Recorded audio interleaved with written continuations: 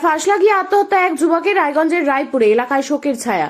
এই বিষয়ে জানা যায় 12 নম্বর বড়ুয়া অঞ্চলের রায়পুরের বাসিন্দা নয়ন ঘোষ গলায় ফাঁস লাগিয়ে আত্মহত্যা করেন। তার আনুমানিক বয়স 28 বছর। তার পিতার নাম ননী ঘোষ। তার পরিবারে মা ও তার এক ভাই রয়েছে। সে রায়গঞ্জের একটি দোকানে কাজ করত। এই বিষয়ে তার জেঠু মোহন চাঁদ ঘোষ জানালেন, আনুমানিক সকাল 6:15 নাগাদ প্রতিবেশীদের কাছ থেকে জানতে পারেন তার ভাতিজা নয়ন ঘোষ বাড়ি থেকে কিছুটা দূরে এক গাছে দড়ি দিয়ে ফাঁস লাগিয়ে ঝুলে রয়েছে। তিনি আরো বলেন, প্রতিদিনের মতো খাওয়া দাওয়া করে শুয়েছিলেন। কখন ঘুম থেকে উঠে গিয়ে সে এ কাজ করেছে সেটা বুঝতে পারছে না।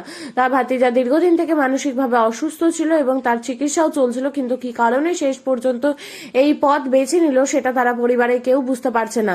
খবর পাওয়া মাত্রই ঘটনাস্থলে ছুটে আসেন গ্রাম পঞ্চায়েত সদস্যার প্রতিনিধি রাজু সরকার। তিনি দ্রুত পুলিশে খবর জানালে খবর পাওয়া মাত্রই ঘটনাস্থলে ছুটে আসেন রায়গঞ্জ থানা পুলিশ। তাকে উদ্ধার করে রায়গঞ্জ হাসপাতালে নিয়ে যাওয়া হয়।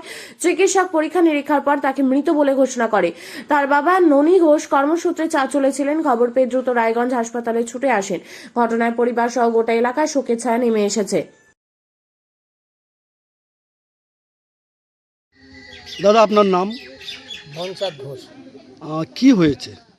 হয়েছে যে আমার ভাইতে শুয়েছিল, হয়তো 12টা-1টার দিকে ঘর থেকে উঠে যায়, ফার্স্ট জঙ্গলে যায়। কি নাম তার? নয়ন ঘোষ। বয়স কত? বয়স 27-28 হবে। তার পরিবারে কে কে আছে? পরিবারে কে কে আছে? পরিবারে আর এক ভাই আছে আর বাপ মা। তোমার ওরা দু ভাই? দু ভাই। সে কি বড় না ছোট? ছোট। বড় না, ও বড়, যাই মারা গেল তাই বড়। সে এমনি কি কাজ করতো? তাই ও সোনার দোকানে থাকতো। তো এই যে ফাঁসি দিচ্ছে, মানে কি কারণ অনুমান করছেন? অনুন তো আমরা কিছু বুঝতে পারি না। কাল প্রসাদ টসাদ খায় এসে শুয়ে পড়ছে, তারপরে যে ফাঁস দিচ্ছে এটা তো আমরা কেউ জানি না। সবাই তো ঘুমিয়ে আছে, কেউ জানে না। তো এমনি কারোর সাথে পরিবারে কোনো সমস্যা বা ঝামেলা হয়েছিল না, কি? আমাদের ওই পরিবারে কোনো সমস্যা ছিল না। তাহলে ভাই যে গন্ডগোল বা মায়ের সাথে কোনো গন্ডগোল তা ছিল না।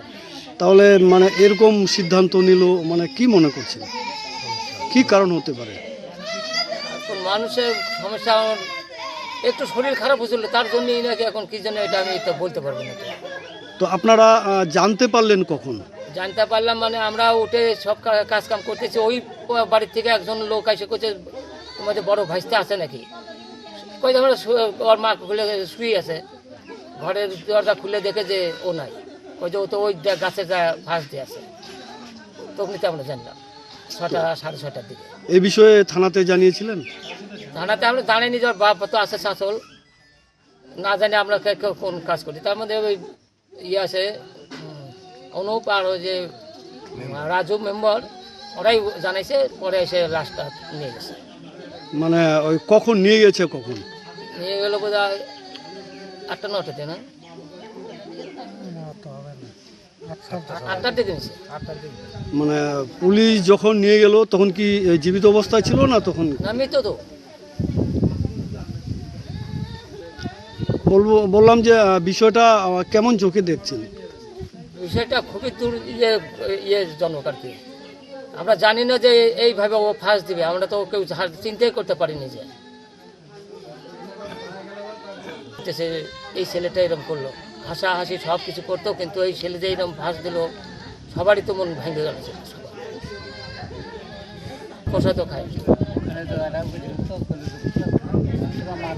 মানে এমনি মোটামুটি স্বাভাবিক ছিল? এমনি স্বাভাবিক ছিল। এখন যে কি কারণ যেটা করলো, তাই এটা তো আমাকে দুর্ভাগ্য আমাদের।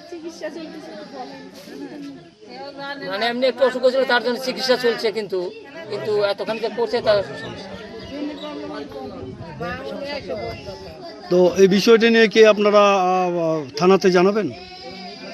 থানাতে তো লাশ চলেই গেল, তো থানাতে তো জানাজানি হয়ে গেল।